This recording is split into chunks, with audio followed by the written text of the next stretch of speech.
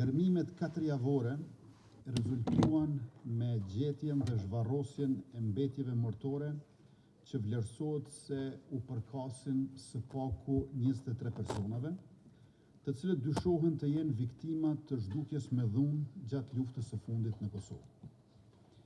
Në lokacionin e parë, në varrin masiv ndërmjet Kalludrës së Madhe dhe të Vogël, sipas vlerësimeve të ekspertëve, mbetjet mortore të gjetura dhe zhvarrosura u përkasin së paku 13 personave. Në varrin masiv në Jabuk, përkatësisht në lokacionin e dytë, janë gjetur dhe zhvarrosur mbetjet mortore që dyshohet se u përkasin së paku 4 personave.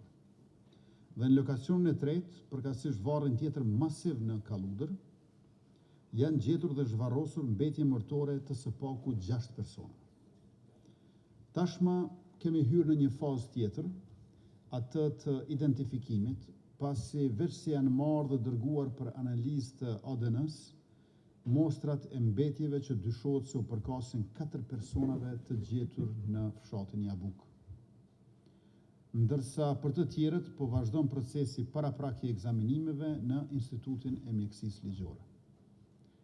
Në anën tjetër, Ministria e Punëve të Brendshme, së bashku me Policinë e Kosovës, të enjtën e javës së kaluar, prezantoi një sasi të madhe të armatimit të gjetur ndërmjet këtyre lokacioneve, armë këto që po ashtu janë nisur për ekzaminim dhe analizë për lidhjen potenciale të tyre me krimin dhe masakrat në këto 3 lokacione. Të dashur qytetar, numri 23 përkon me atë që njihet si grupi I intelektualëve, të cilët me 19 prill të vitit 1999 u ndaluan, u rrëmbyen dhe u pushkatuan nga forcat armike të Serbisë, që u përpoqën të fshehin dhe të zhdukin gjurmët e këtij krimi gjenocidal. Por procesi I identifikimit në tërësi mund të marrë edhe disa muaj kohë. Andaj vetëm atëherë do të mund të flasim me saksi të plotë se për kë bëhet fjalë dhe bashkë me familjet t'u japim një lamtëmirë dinjitoze dhe nga një varr me emër e mbiemër. Është papërshkrueshëm e dhimbshme pritja kaq e gjatë dhe ankthi I përjetuar nga familjarët e të zhdukurve me dhunë. Secili gërmim e secila informat për një të tillë të mundshëm, secili lokacion e secili emër. Qindra familje kërkojnë zbardhjen e fatit të më të dashurve të tyre, por kërkojnë edhe drejtësi. Të dyja, zbardhja e fatit sikurse edhe drejtësia, u janë mohuar dhe po mohohen nga Serbia, që duke fshehur e duke mos I pranuar krimet, si dhe duke refuzuar të hap arkivat e duke I klasifikuar ato, synon të tjetërsoj të vërtetën dhe të ikë përgjegjësisë. E nuk mjaftohet me këtë, Serbia arreston e përndjek edhe ata pak serb që kanë guxuar të dëshmojnë tek institucionet ndërkombëtare. Andaj, më shumë se kurrë tjetër, në momente si ky, faktorët ndërkombëtar duhet ta shtojnë trysninë ndaj fqinjit tonë verior, që të zbatoj deklaratën për personat e zhdukur me dhunë, të dakorduar në Bruksel me 2 maj 2023, duke hapur dhe vënë në dispozicion arkivat shtetërore që mund të çojnë në zbardhjen e fatit të pagjetur.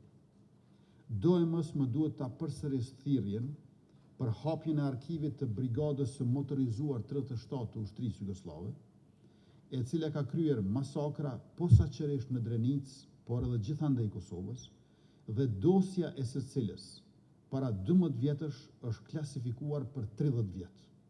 Pra, ajo mbetet e klasifikuar edhe 18 vjet të tjera. Familjet që kanë pritur 27 dhe 28 vjet nuk mund të dënohen me pritje, ankth e dhimbje edhe për 18 vjet të tjera. Andaj trysnia ndërkombëtare është jetike në këtë proces. Dosjet e arkivuara dhe të klasifikuara të Brigadës së Motorizuar 37 të Ushtrisë Jugoslave duhet të hapen tash nga shteti I Serbisë, pra si vjet në vitin 2026, e jo në vitin 2024.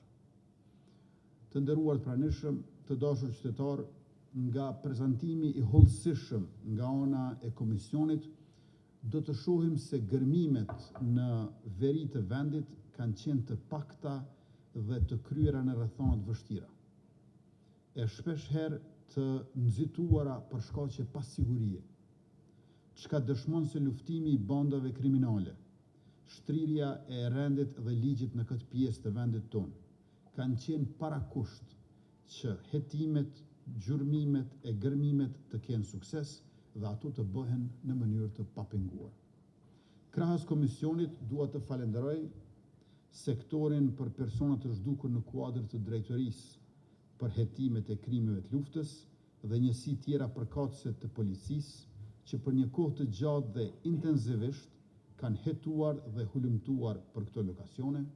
Pastaj shpreh mirënjohjen time për Agjencinë e Kosovës për Inteligjencë dhe institucionet tona të sigurisë e drejtësisë në përgjithësi. E gjithashtu edhe ekipet e Institutit të Mjekësisë Ligjore dhe ato mjekoj ligjore të EULEX-it të angazhuara në kuadër të IML-s. Opinioni këtë muaj ka qenë i njoftuar me gjetjet në komunën e Zëbin Potokut. Ne do themi një gjë që këto nuk janë përpjekjet e para dhe të fundit që janë bërë në këtë zonë. Pra, përpjekjet tilla për të hulumtuar, për të gjetur varreza, varre qoftë individuale apo varre kolektive apo masive, janë bërë që nga fillimi i këtij vitit, natyrisht janë bërë edhe viteve tjera, por për fat keq këto kanë